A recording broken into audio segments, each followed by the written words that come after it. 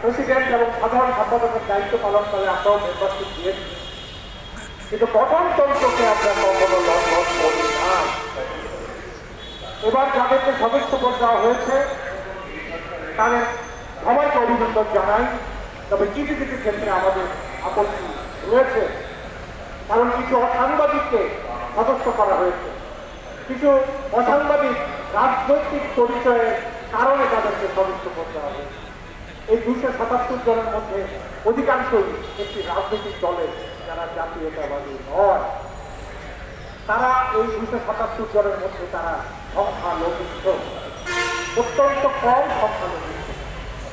বন্ধুগণ, জাতীয় প্রেস ক্লাবের গঠনতন্ত্র অনুযায়ী সদস্য পদ দিতে হলে প্রথমে বাছাই সাত কমিটি একটি তালিকা প্রণয়ন করে বাছাই করার জন্য।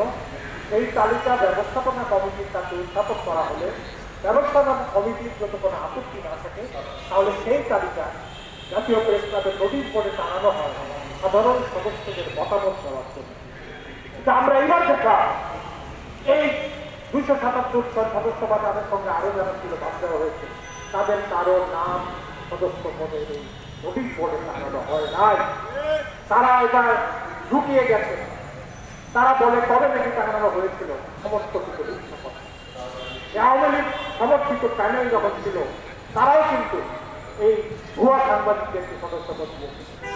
আমরা একজনকে জানি, জাতীয় স্বেচ্ছাসেবক লীগের একজন অফিসের পিয়নকেও কিন্তু এই জাতীয় সদস্য পদ দেওয়া। আমরা সেই ধরনের কাউকে সদস্য পদ দিতে চাই না।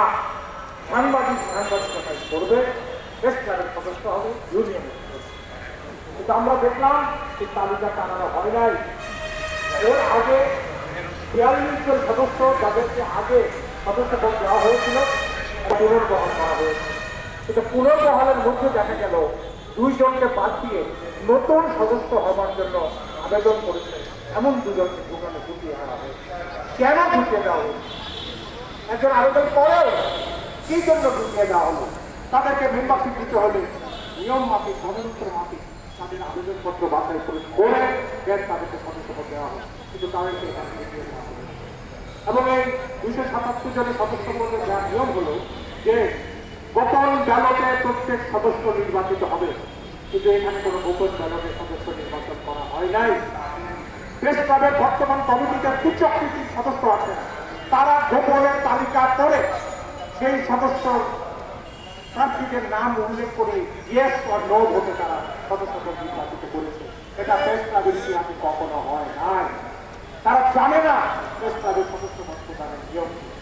এই কাণ্ডগুলি তারা করে তারপরে 277 জনের তালিকা বেরিয়েছে এবং এর মধ্যে একই নাম 2 বার 3 বারও আছে, এরকম।